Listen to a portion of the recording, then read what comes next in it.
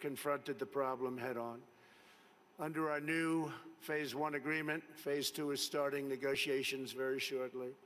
China has agreed to substantially do things that they would not have done, measures to protect intellectual property, stop forced technology transfers, remove trade barriers and agricultural goods and on agricultural goods where we were treated so badly, open its financial sector totally, that's done, and maintain a stable currency, all backed by very, very strong enforcement. Our relationship with China right now has probably never been better. We went through a very rough patch, but it's never, ever been better. My relationship with President Xi is an extraordinary one.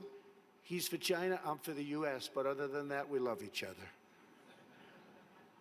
Additionally, China will spend an additional $200 billion over 2 years on American services, agriculture and energy and manufactured goods. So we'll be taking in excess of $200 billion, could be closer to $300 billion when it finishes. But these achievements would not have been possible without the implementation of tariffs, which we had to use, and we're using them on others too.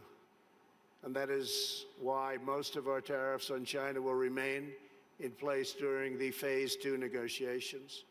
For the most part, the tariffs have been left, and we're being paid billions and billions of dollars a year as a country.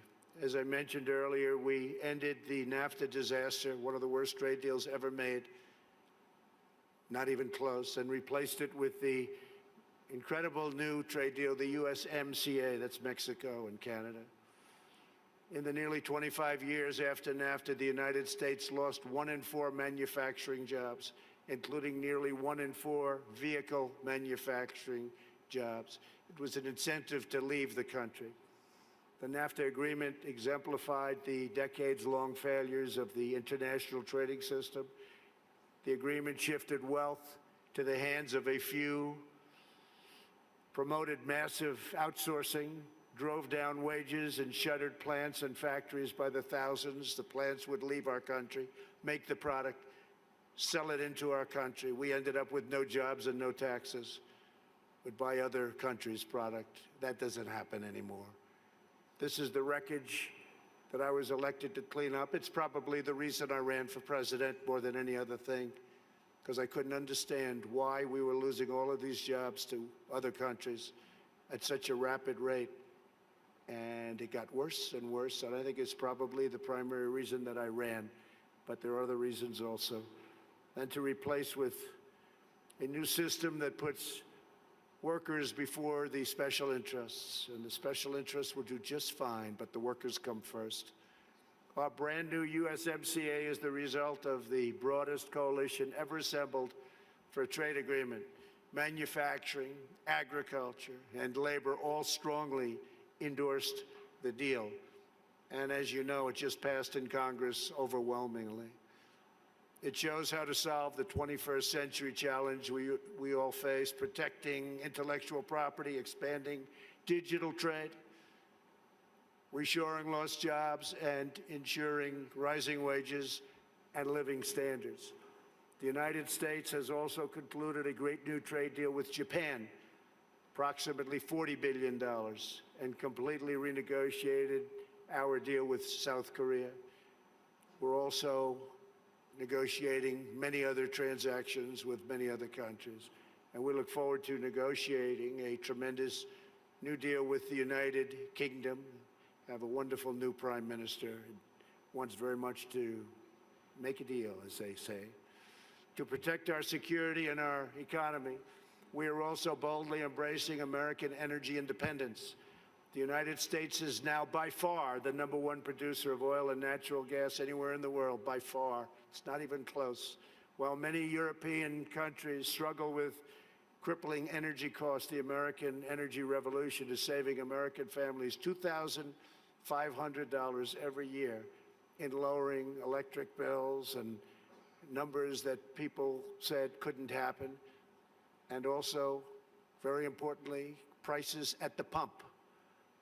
We've been so successful that the United States no longer needs to import energy from hostile nations. With an abundance of American natural gas now available, our European allies no longer have to be vulnerable to unfriendly energy suppliers either. We urge our friends in Europe to use America's vast supply and achieve true energy security. With U.S. companies and researchers leading the way, we are on the threshold of virtually unlimited reserves of energy, including from traditional fuels, LNG, clean coal, next-generation nuclear power, and gas hydrate technologies. At the same time, I'm proud to report the United States is among the cleanest air and drinking water on Earth, and we're going to keep it that way. And we just came out with a report that at this moment, it's the cleanest it's been in the last 40 years. We're committed to conserving the majesty of God's creation and the natural beauty of our world. Today, I'm pleased to announce the United States will join 1 Trillion Trees initiative being launched here at the World Economic Forum. 1 trillion trees. And in doing so, we will continue to show strong leadership in restoring, growing, and better managing our trees and our forests. This is not a time for pessimism. This is a time for optimism.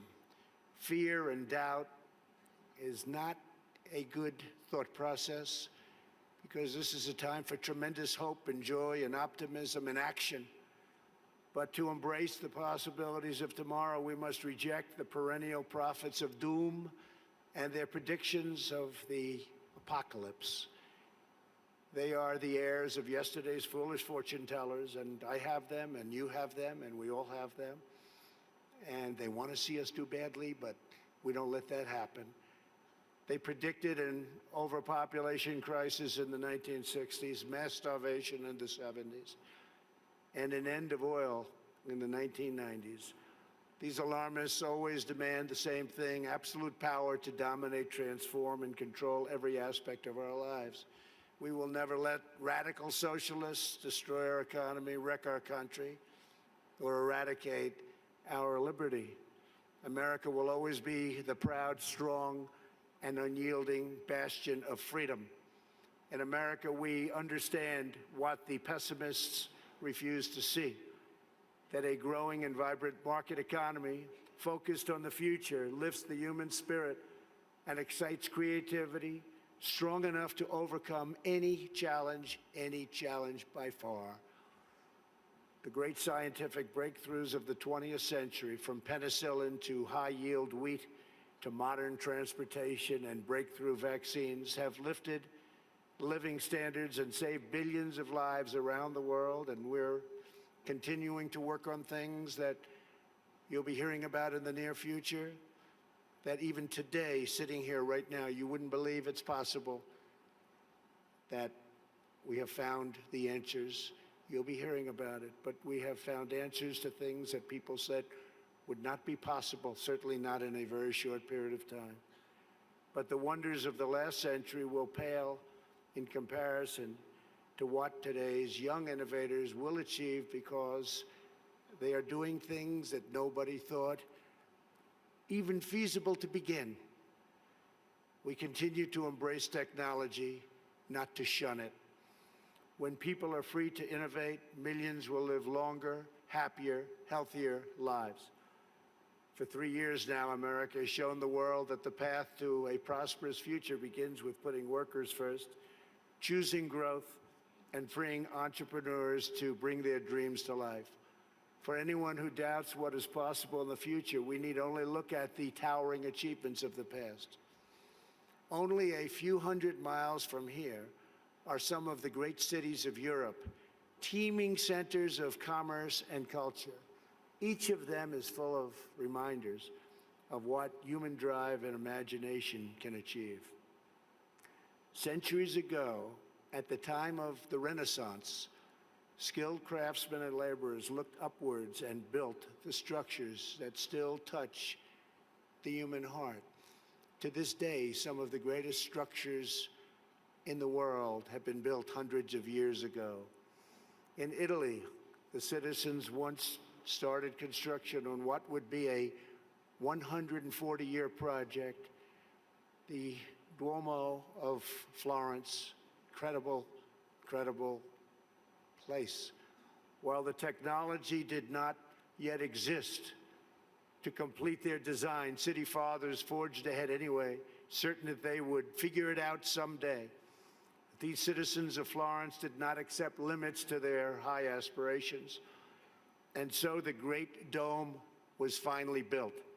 In France, another century-long project continues to hold such a grip on our hearts and our souls that even 800 years after its construction, when the Cathedral of Notre Dame was engulfed in flames last year, such a sad sight to watch, unbelievable sight, especially for those of us that considered it one of the great monuments and representing so many different things. The whole world grieved. Through her sanctuary now stands scorched and charred, and a sight that's hard to believe. When you got used to it, to look at it now, hard to believe. But we know that Notre Dame will be restored magnificently. The great bells will once again ring out for all to hear, giving glory to God and filling millions with wonder and awe. The cathedrals of Europe teach us to pursue big dreams, daring adventures, and unbridled ambitions. They urge us to consider not only what we build today, but what we will endure long after we are gone. They testify to the power of ordinary people to realize extraordinary achievements when united by a grand and noble purpose. So together we must go forward with confidence, determination, and vision. We must not be timid or meek or fearful, but instead we must boldly seize the day and embrace the moment. We have so many great leaders in this room, not only business leaders, but leaders of nations. And some are doing such a fantastic job. We work together very closely. We will draw strength from the glories of the past, and we will make greatness our common mission for the future. Together, we will make our nations stronger, our countries safer, our culture richer, our people freer, and the world more beautiful than ever before. Above all else, we will forever be loyal to our workers, our citizens, and our families, the men and women who are the backbone of our economies, the heart of our communities, and the soul of our countries. Let us bring light to their lives one by one and empower them to light up the world. Thank you very much. God bless you. God bless your countries, and God bless America. Thank you. Thank you very much.